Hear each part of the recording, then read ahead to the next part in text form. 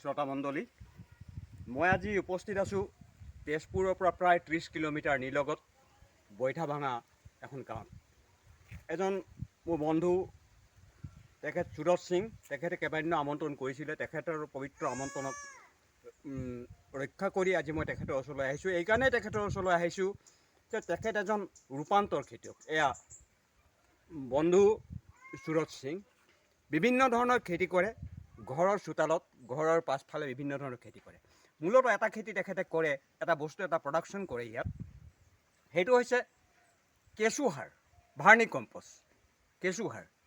এই মিষ্টাৰ সৌৰভ সিং, আপোনাক আমাৰ ইউটিউব চেনেলৰ পৰা আমি আন্তৰিক অভিনন্দন জনাইছোঁ যে আপুনি এটা প্ৰকাণ্ড, বহুত বহল এটা উদ্যোগ আপুনি হাতত লৈছে। ইয়াত বিভিন্ন ধৰণৰ খেতি কৰিছে, ভাৰ্মি কম্পষ্ট, কেঁচুসাৰ উৎপন্ন কৰিছে। এইটো যে কেঁচুসাৰ আপুনি ইয়াত উৎপন্ন কৰিছে, আজি কিমান দিন ধৰি ইয়াত এইটো আৰম্ভ কৰিছে আপুনি? যোৱা বছৰ 2022 চনৰ পৰা 2022 বা 2021 চনৰ পৰা আপুনি আৰম্ভ কৰিছে। ইয়াত আপোনাৰ কৰ্মচাৰী আছে নে আপোনাৰ পৰিয়ালে ইয়াত আপোনাক সহযোগিতা আগবঢ়ায়? কৰ্মচাৰী আছে, দুজন আছে। আৰু এই যে ভাৰ্মি কম্পষ্ট, কেঁচুসাৰ ইয়াত উৎপন্ন কৰে, এইটো আপুনি বাহিৰত বিক্ৰী কৰে? এতিয়ালৈকে প্ৰডাকশ্যনটো ওলাব পৰা নাই। হয়, ওলাম এতিয়া। হয়, এই গোটেইখিনি ভাৰ্মি কম্পষ্ট নহয় জানো? কেঁচুসাৰ। ভাল লাগিছে এইকাৰণেই যে আপুনি আপোনাৰ বহুমূলীয়া সময়খিনি আপুনি উদ্যান, খেতি, ফল মূল, ভাৰ্মি কম্পষ্টৰ মাজত আপুনি আবদ্ধ হৈ আছে। এটা আদৰ্শ দেখুৱাইছে, এটা জাতিক, এটা সমাজক প্ৰতিষ্ঠা কৰাৰ কাৰণে এটা ডাঙৰ আদৰ্শ দেখুৱাইছে। তাৰ বাবে আমি আপোনাক আমাৰ ফালৰ পৰা আমি আন্তৰিক অভিনন্দন জনাইছোঁ।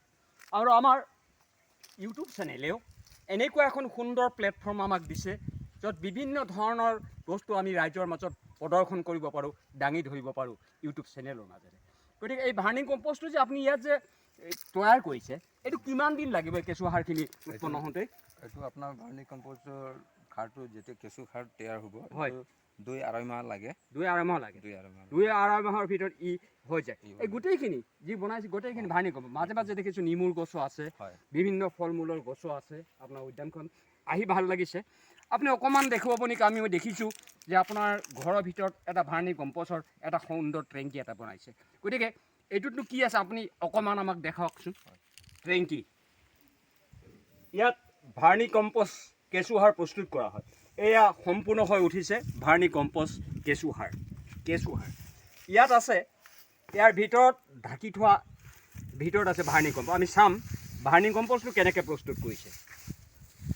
এই যে ভাৰ্মি কম্পষ্ট আপুনি প্ৰস্তুত কৰিছে, ইয়াত কি কি বস্তু আছে বাৰু? ইয়াত আপোনাৰ গোবৰ, হয়, মেটেকা, হয়, আৰু কলগছৰ টুকুৰা কৰি দিয়া হৈছে, হয়, আৰু জাবৰি, হয়, গছৰ পাতবিলাক, হয়, আৰু খেৰ দি ঢাকি থোৱা হৈছে। হয়, এইটো যে আপুনি তৈয়াৰ কৰিছে, এইটো আপোনাৰ যি উদ্যান, বিভিন্ন ধৰণৰ খেতি কৰিছে, আপোনাৰ ইয়াত গোটেইখিনিতে ভাৰ্মি কম্পষ্টটো প্ৰয়োগ কৰিব পাৰি নে নোৱাৰি? পাৰি। এইটো ফল মূল, গছ ফুল সকলোতে দিব পাৰি। দিব পাৰি। এইটো এটা ভাল আদৰ্শ। আপোনাৰ মনলৈ কিয় চিন্তা আহিল যে মই ভাৰ্মি কম্পষ্ট ঘৰতে তৈয়াৰ কৰিম? আপুনি কিয় চিন্তা কৰিলে? একচুৱেলি মই মানে খেতিয়ক। হয়, আৰু যেতিয়া মই স্কুল বাদ দিয়াৰ পিছত মই এইবিলাকে খেতিত লাগি আছোঁ, তেতিয়া মই দেখিলোঁ ৰাসায়নিক সাৰটো মানে দিয়া মানে খেতি কৰা হয়, সেইটো হয়, মানুহ ক্ষতি কৰে, হয়, এইটো চবেই জানে। হয়, তাৰপিছত মই দেখিলোঁ, মই নিজেও খাই আছোঁ ঘৰত। হয়, খোৱাৰ মানে নিজে এটা বিপদজনক মই মানে খেতি কৰি আছোঁ নিচিনা দেখা গ'ল ৰাসায়নিক। তেতিয়া মই লক্ষ্য কৰিলোঁ, আৰু আমাৰ ঘোঁৰামাৰী ব্লকত মানে ট্ৰেইনিং দিয়া হৈ আছিলে, তাত প্ৰশিক্ষণ। তাত মই ছাৰবিলাক আমাক বুজায় ভাৰ্মি কম্পষ্টৰ বিষয়ে, এইটো কেনেকৈ কি কৰিব লাগে। তেতিয়া মোৰ মাইণ্ডত খেলে এইটোৱে মই কৰিবই লাগিব, এইটো নকৰিলে আমি এডভান্স। বৰ সুন্দৰ কথা এটা আপুনি কৈছে যে ৰাসায়নিক দ্ৰব্যই খেতি নষ্ট কৰিছে, আমাক অসুখৰ নানা বেমাৰৰ সৃষ্টি কৰে। সেইবাবে এখেতৰ মনলৈ এটা চিন্তা আহিল যে মই সাৰ ঘৰতে উৎপন্ন কৰিম, আৰু এই উৎপন্ন কৰা সাৰেৰেই নিজৰ পথাৰখনত খেতি কৰিম। আমি দেখিছোঁ যে বিভিন্ন খেতি কৰিছে, কবি খেতি কৰিছে, পিঁয়াজ কৰিছে, নহৰু কৰিছে, নিজৰ ঘৰত প্ৰস্তুত কৰা সাৰেৰেই তেখেতে বিভিন্ন খেতি কৰিছে। যে স্কুল বাদ দিলোঁ, স্কুল বাদ দি কি কৰিম? তেখেতে ক'লে স্কুল বাদ দি খেতিত লাগিল। অকল এটা খেতিয়ে নহয়, আলফুলকৈ বাঢ়ি থকা এই কবিকেইটাই নহয়, অকল এই কবিবিলাকেই নহয়, বিভিন্ন নহৰু কৰিছে, পিঁয়াজ কৰিছে, লাই কৰিছে, বিলাহী কৰিছে, বিভিন্ন উদ্যান এখন এনেকুৱা এখন প্ৰকাণ্ড উদ্যান ইয়াতে প্ৰতিষ্ঠা কৰিছে, যাৰ বাবে আমি সিঙক শলাগিব লাগিব। সেইবাবে আমি তেখেতক চাম। আমাৰ গোটেইখিনি আবদ্ধ কৰাটো সম্ভৱ নহয়, তথাপিতো আমি আহিছোঁ তেখেতৰ স্নেহৰ নিমন্ত্ৰণক শ্ৰদ্ধা জনাই যে এজন উদীয়মান যুৱকে স্কুল কলেজ বাদ দি এনেকুৱা এখন উদ্যান প্ৰতিষ্ঠা কৰাৰ বাবে আমি তেখেতক আন্তৰিক অভিনন্দন আৰু সহস্ৰৰূপে ধন্যবাদ জনাইছোঁ। আমি ভগৱানৰ ওচৰত প্ৰাৰ্থনা কৰিছোঁ এই উদ্যানখনে তেখেতক আগবঢ়াই লৈ গৈ থাকক। আজি যিটো অৱস্থাত উদ্যানখন পাইছোঁ, আকৌ এবছৰ পিছত, এমাহ পিছত ই আকৌ ডাঙৰ হৈ আগবাঢ়ি যাওক। যে আমি জানো তেখেতে আমাক কৈছিলে তেখেতৰ তামোলৰ দেখিছে তামোলৰ এখন বাৰী আছে, তামোলৰ খেতি কৰিছে, এখন চাহ বাগান আছে। আমি চাহ বাগানখনৰ মাজলৈকে যাম। তামোলৰ নাৰ্চাৰী কৰে তেখেতে, তামোলৰ নাৰ্চাৰী কৰে, চাহ বাগান এখনো আছে। তেখেতৰ ওচৰলৈকে আমি যাম। ইয়াত কি ৰাখিছে বাৰু? এই যে প্লাষ্টিক ইয়াত খিৰা তিহু হয়, তিহু ইয়াত তিহু গজালি মেলিছে, তিহু মেলিছে, চব ভাৰ্মি কম্পষ্ট দি আগবঢ়াইছে। যে দোকানৰ পৰা কিনি অনা ৰাসায়নিক সাৰেৰে তেখেতে প্ৰস্তুত কৰা নাই, নিজ হাতেৰে তৈয়াৰ কৰে, নিজৰ পৰিয়ালে কষ্টেৰে তৈয়াৰ কৰা সাৰেৰেই খেতি কৰিছে, আৰু য'ত তেখেতে ভাল প্ৰডাকশ্যন পাইছে, নিজে খাইছে আৰু বজাৰলৈ উলিয়াই দিব পাৰিছে। যে এনেকুৱা উদীয়মান যুৱক যদি আমাৰ সমাজত আকৌ আগবাঢ়ি আহে, তেতিয়া নিশ্চয় দেশ প্ৰগতিৰ পথত আগবাঢ়ি হ'ব। আৰু আমি আগতে কৈছোঁ যে আমাক ইউটিউব চেনেলে এনেকুৱা এখন প্লেটফৰ্ম দিছে, যিখন প্লেটফৰ্মত আমি দেশৰ ভাই ভনী আই মাতৃ যুৱক যুৱতীৰ সকলো কথা দাঙি ধৰিব পাৰিছোঁ। সেইবাবে ইউটিউব চেনেলক আমি সহস্ৰতা ধন্যবাদ জনাইছোঁ যে আপোনালোকে চাওক, ইমান সুন্দৰ, য'ত থাকিলেই মন যায়, খাবলৈ মন যায়, কেঁচাই কেঁচাই ছিঙি আনি যেন কবি এটা খাম, কেঁচাই কেঁচাই ছিঙি আনি যেন নহৰু পিঁয়াজ পাতেদি চালাড এখন বনাই খাম। সেইবাবেই সিঙৰ ঘৰলৈ আহিছোঁ, সিঙৰ নিমন্ত্ৰণক ৰক্ষা কৰি আহিছোঁ। এইবাৰ আমি যাম তেখেতৰ তামোলৰ নাৰ্চাৰীলৈ, চাহ বাগানৰ মাজলৈ। আহক আমি আগবাঢ়ি যাওঁ। কেনেকেনো খেতি কৰিছে তামোল, কেনেকৈ খেতি কৰিছে চাহ বাগান, তেখেতৰ উদ্যানৰ মাজলৈ যাম। সিঙৰ খেতি দেখুৱালোঁ, আকৌ বাকী আছে কিছু অংশ দেখুৱাবলৈ। যে তেখেতে এই যিখিনি মাটিডৰাত, এই মাটিডৰাত চাহপাত লগাইছে। ঘৰৰ মানুহৰ মাজত এটা প্ৰশ্ন হৈছিলে, দেউতাকে প্ৰশ্ন কৰিছিলে যে কুঁহিয়াৰৰ খেতি কৰ, আন খেতি কৰ। সুৰজ সিঙে প্ৰতিবাদ কৰিছিল যে মই কুঁহিয়াৰৰ খেতি নকৰোঁ, আন খেতি নকৰোঁ, যে মই এটা বস্তু খেতি কৰিম, কি মই এখন চাহ বাগান প্ৰতিষ্ঠা কৰিম। আমি দেখিছোঁ, মই য'ত থিয় হৈ আছোঁ মোৰ লগত সুৰজ সিঙো আছে। এনেই থকা, য'ত খেতি কৰিলে উৎপাদন নহয়, এনেই পৰি থকা মাটিখিনিত কি হৈছে, ইয়াত এতিয়া চাহ বাগান এখন পাতিছে, য'ত চাহ বাগানখনত সুন্দৰকৈ পাত মেলিছে। বিভিন্ন কৰ্মচাৰীয়ে কাম কৰাৰ সুবিধা পাইছে, মানুহক সুবিধা দিছে কাম কৰাৰ কাৰণে, আৰু ইয়াত প্ৰডাকশ্যন হৈছে চাহ বাগান। থলুৱা প্ৰস্তুতিৰে নিৰ্মাণ কৰিছে চাহ বাগান, সুন্দৰ চাহ বাগান এখন দেখিছোঁ, চকু জোৰোৱা এখন সুন্দৰ চাহ বাগান তেখেতে প্ৰতিষ্ঠা কৰিছে। এইবাবেই সিঙক আমি ধন্যবাদ দিছোঁ যে আপুনি কিমান চনৰ পৰা এইখন স্থাপন কৰা বুলি ক'লে? 2022 চনৰ পৰা। 22 নহয়, 22 চলি আছে। আগত 2012 চনৰ পৰা প্ৰতিষ্ঠা কৰিছে এই চাহ বাগানখন। আজি প্ৰথমতে অকণমান আছিল, ই বাঢ়ি গৈ এতিয়া এখন প্ৰকাণ্ড চাহ বাগান হৈছে। ৰূপান্তৰ খেতিয়ক বুলি এইকাৰণেই কৈছোঁ যে শাক পাচলিৰে পৰা আদি কৰি বিভিন্ন গছ গছনিৰ ফল মূলক এখেতে তৈয়াৰ কৰে, প্ৰস্তুত কৰি, নিজে লাগে, নিজৰ পৰিয়ালৰ লাগে, কৰ্মচাৰী লাগে।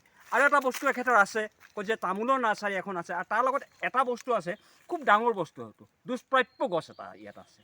এইকাৰণেই কৈছোঁ দুষ্প্ৰাপ্য গছ। এটা সময়ত গৰু ছাগলীয়ে ঘাঁহ খোৱাৰ কাৰণে পথাৰত ঘাঁহ নোহোৱা হৈ যায়। এখেতৰ ওচৰত এনেকুৱা এটা গছ আছে, যিডাল গছৰ পৰা পাত ছিগি আনি, গছৰ ডালবিলাক কাটি আনি গৰু ছাগলীক খোৱা যায়, গৰু ছাগলীয়ে প্ৰচুৰ পৰিমাণে খায়। তেখেতে আমাক দেখুৱাব যে এই গছখিনি আপোনাৰ ৰোৱা কিমান বছৰ হ'ল। 5-6 বছৰ। ইয়াৰ খৰি আৰু গৰু ছাগলী খোৱাৰ বাদেতো বিশেষ কাম নাই গছজোপাৰ। খালি গৰু ছাগলীক পেট পূৰাই খোৱাৰ কাৰণে এই গছজোপা প্ৰস্তুত কৰা হয়। বলকচোন আমি উপভোগ কৰোঁ সেই গছজোপাৰ সৌন্দৰ্য। কৈছিলোঁ যে সিঙে অকল খেতিৰ লগতে জড়িত নহয়, এইটো এটা খেতি যে এইটো প্ৰডাকশ্যন হয়। ইয়াত কি কৰে, এখন নাৰ্চাৰী পাতিছে তামোলৰ, অসংখ্য তামোলৰ পুলি। আনফালে কি কৰিছে, এফালে তামোল, আনফালে ফুল, আনফালে সৌন্দৰ্য নগৰীৰ বাবে প্ৰস্তুত কৰিছে ফুল। অসংখ্য তামোলৰ পুলি আমি দেখিছোঁ, চাবলৈ মন গৈছে। ইমান তামোলৰ পুলি লগাইছে যে যাবলৈ তাত কোনো ৰাস্তা নাই। যে ভগৱানে তেখেতক আকৌ সহায় কৰক, আকৌ আগবাঢ়ি যাওক, তেখেত ৰূপান্তৰ খেতিয়ক হিচাপে আগবাঢ়ি যাওক, তেখেতৰ নামটো উজ্বলি থাকক দেশৰ আকাশে বতাহে। কষ্ট কৰিছে, কষ্টৰ সফল পাইছে। যে আমি আগতে কৈছিলোঁ, অকণমান আগতে কৈছিলোঁ যে ইয়াত এজোপা গছ আছে, যি গছ গৰুৱে যেতিয়া গৰু ছাগলীয়ে যেতিয়া ঘাঁহ খাবলৈ নাপায়, ইয়াৰ পাত গৰু ছাগলীক খোৱা হয়। এইখিনি যে দেখিছে এআল ফুলকৈ বাঢ়ি থকা এই গছখিনি খাদ্য আহাৰ গৰু আৰু ছাগলীৰ আহাৰ। ই কি কৰে গৰু ছাগলীয়ে পেট পূৰাই খায়। তেখেতে কি কৰিছে যে ঘাঁহৰ অভাৱ হ'লে আমি মানুহে দিন ৰাতি ভাত পানী ৰুটি মাছ মাংস খাই আছোঁ, গৰুৰ কাৰণেও চিন্তা কৰিছে যে গৰুৱে কি খাব। গৰুৰ বাবে গৰু ছাগলীৰ বাবে এয়া প্ৰস্তুত কৰিছে গৰু ছাগলীৰ খোৱা ঘাঁহ। যে সিং আপোনাৰ এই মনটোও কিয় লৈ আছে, কি কাৰণে আপুনি চিন্তা কৰিলে যে এই বস্তুটো মই ইয়াত প্ৰডাকশ্যন কৰোঁ, ইয়াত উৎপন্ন কৰোঁ? কিয় চিন্তা কৰিলে কওকচোন, কিয় চিন্তা কৰিলে আপুনি এই বনটো ইয়াত? আমি গাই পালিছোঁ। হয়, গাইটো লাগিব ঘাঁহ। আপোনাৰ জাৰ্চি আছে? হয় হয়। এতিয়া ঘাঁহ ছিজনতো পাম, হয় ছিজনত ক'ত পাম? হয় হয় খৰাং বতৰত। হয় হয় হয় খৰাং বতৰ ক'ত পাম? হয়। তেতিয়া মই দেখিলোঁ অন্য লোকে লগাইছিলে, হয়। মই দেখিলোঁ এতিয়া এই ঘাঁহটো ময়ো লগালে যথেষ্ট হ'ব হয় আৰু মোৰ সুবিধাও হ'ব। হয় আৰু আন ছিজনত মই মানে এইটো ঘাঁহ কাটি খুৱাই গৈ আছোঁ। বছৰত 3বাৰ কাটিব পাৰি। বছৰত এইটো কি 3বাৰ কাটিব পাৰি? আচ্ছা, এটা কথা সুধিছোঁ ইয়াৰ মাজত, এই যিটো ঘাঁহ, এই ঘাঁহটো কাঁচিৰে কাটি নি গৰু ছাগলীক দিয়া হয় নে ইয়াক বেলেগ প্ৰচেছ বেলেগ মাধ্যমত গৰু ছাগলীক খোৱা হয়? আপোনাৰ ওপৰত ডিপেণ্ড। এনেকৈ দিলে গৰুৱে ছাগলীয়ে খাব, টুকুৰা কৰি দিলে আপুনি খাবলৈ ভাল পাব। হয়। আৰু এনেকুৱা গোটাই দি দিয়ে যদি একদম মানে ক'ব নালাগে, খাই দিয়ে। ভাল ভাল সুন্দৰ বস্তু এটা প্ৰস্তুত কৰিছে, তৈয়াৰ কৰিছে যে ইয়াত কি কৰিছে আপুনি গৰু ছাগলীয়ে খোৱা এটা ঘাঁহ তৈয়াৰ কৰিছে। আৰু লগতে মাজে মাজে তামোল পুলি লগাইছে যে ঠাইখিনি আপুনি অভাৱত থাকিব দিয়া নাই। সুন্দৰ আইডিয়া, সুন্দৰ প্ৰচেছ, দেখি ভাল লাগিছে আপোনাৰ উদ্যানখন। আকৌ আগবাঢ়ি যাওক উদ্যানখন। তামোল বাগান আছে, পিছৰ ফালে তামোল বাগান আছে। আমি যাব নোৱাৰাৰ কাৰণে আমি আগবাঢ়ি যোৱা নাই, ইয়াতে দেখিছোঁ আমি। দেখিছোঁ যে তেখেতৰ ধুনীয়া সুন্দৰ গছ পুলি লগাইছে, ফুল পুলি লগাইছে, তামোলৰ নাৰ্চাৰী পাতিছে, ফল মূল লগাইছে, চাহ বাগান পাতিছে। যে এজন মানুহে শিক্ষা বাদ দি, স্কুল বাদ দি এনেকুৱা এখন উদ্যান, এনেকুৱা খেতিৰ মাজত সোমাই পৰিছে য'ত কল্পনা কৰিব নোৱাৰে। যে সিং, আপোনাক আমি ধন্যবাদ জনাম যে আপুনি কৈছিলে মোক এটা বস্তু মনত পৰিছে মোৰ, যে মোৰ এটা বগৰী আছে, কাঁচি বগৰী, আপুনি টেষ্ট কৰক। আপোনাৰ কাঁচি বগৰীটো মই টেষ্ট কৰিম, আপোনাৰ ঘৰৰ ওচৰত থকা সেই কাঁচি বগৰীৰ ওচৰলৈ গৈ আমি টেষ্ট কৰিম আৰু তাতেই আমি আজিৰ এই ভিডিঅ'টো সমাপ্ত কৰিম। আমি আগবাঢ়োঁ আপোনাৰ কাঁচি বগৰীজোপাৰ ওচৰলৈ, বলকচোন। ঘূৰি আহি আগতে কৈছিলোঁ, তেখেতে মোক খাব দিছিলে আপুনি এইটো বগৰী টেষ্ট কৰক। মই কৈছোঁ টেঙা হ'ব চাগে, তেখেতে কৈছে টেঙা নহয়, এইটো বেলেগ ধৰণৰ বগৰী। তাৰ আগতেই তেখেতৰ সহধৰ্মিনী আছে, তেখেতৰ সহধৰ্মিনীকো আমি আমাৰ চেনেলৰ তৰফৰ পৰা আন্তৰিক অভিনন্দন জনাইছোঁ।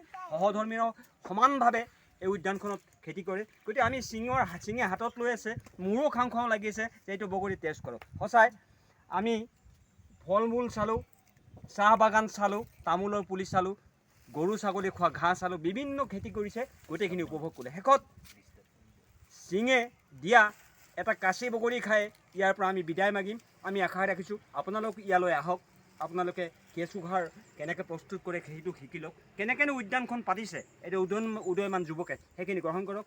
সিং, আপোনাৰ বহুমূলীয়া সময় আমাক দিয়াৰ বাবে ধন্যবাদ থাকিল। আপোনাকো আমি ধন্যবাদ জনাইছোঁ যে ভৱিষ্যতে আকৌ নতুন ৰূপত উদ্যানখনৰ মাজত লগ পোৱাৰ অনেক প্ৰতিশ্ৰুতি ৰাখি আপোনালোকৰ পৰা বিদায় মাগিম। নমস্কাৰ।